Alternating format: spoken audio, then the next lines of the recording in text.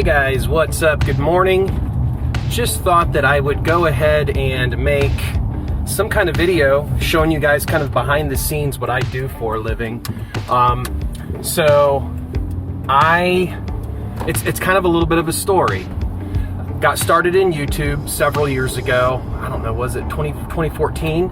And that kind of took me on a journey where I learned a whole lot more about cameras than I would have anticipated. Of course, I learned a lot about fitness trackers in this process, but I've also learned a lot about just shooting video. And most YouTubers, it's like if they don't love video, they're probably not going to make it. Most YouTube personalities and channels, even if they're kind of focusing in on another genre or demographic of stuff, they're going to have a fascination with cameras as well, if you haven't figured that out by now. In any case, I was and am currently a real estate agent as well. And the opportunity came along where a friend of mine who's a broker for Remax Victory in the Dayton and Cincinnati, Ohio areas, and we discussed putting the idea of working together to create a media company that caters to the needs of real estate agents. So putting together video and photos and promotional materials, social media content, whatever it may be for real estate agents. Because a lot of agents understand the real estate industry, but they don't understand marketing or technology or cameras or anything like that. And so that's what you're going to see here today. I am going to be going to a property and shooting some photos and some drone photos for them. In order to, do all of this, I did have to go get my drone license.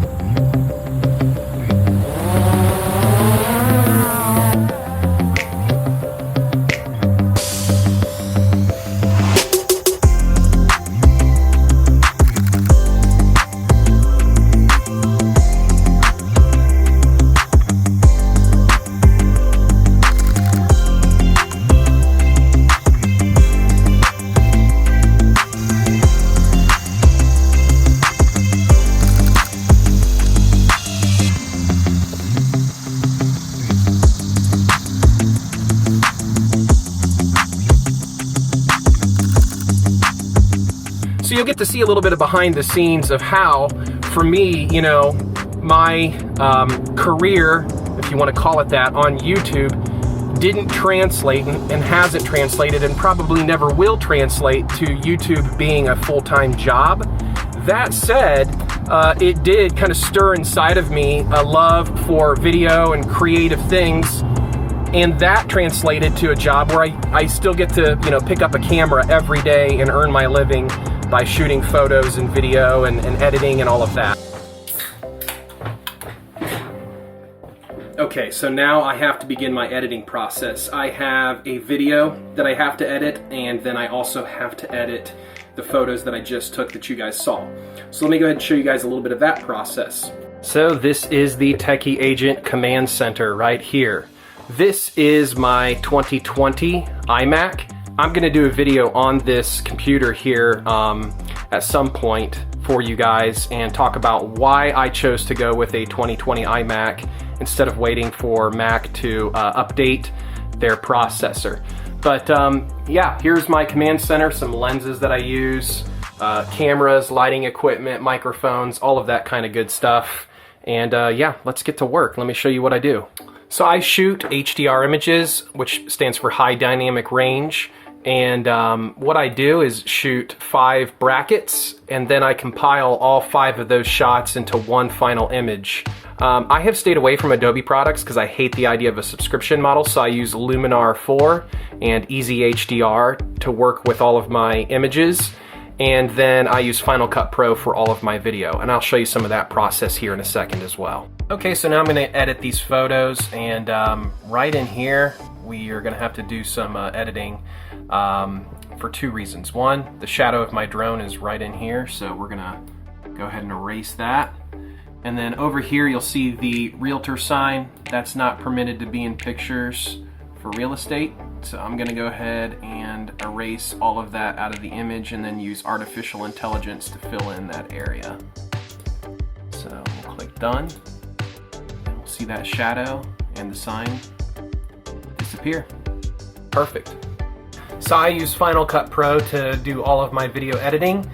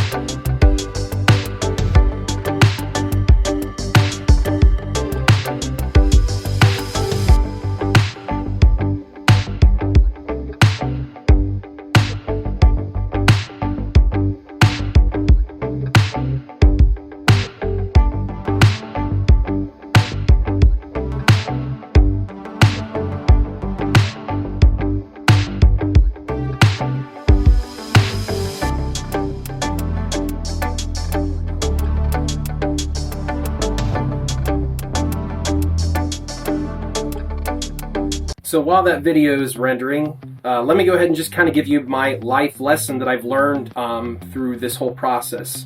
And it's this. I think sometimes we can get siloed in on our thinking as creatives, that like I have to be a YouTuber or I have to be a musician that's playing on a stage or whatever it may be.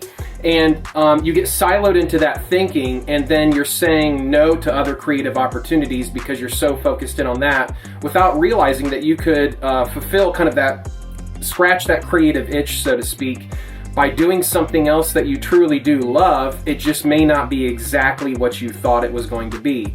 So, you know, maybe rather than, you know, being a full-time YouTuber, I'm able to take the exact same skill sets and apply them to doing something else that I truly enjoy and love, and that's also creative at the same time.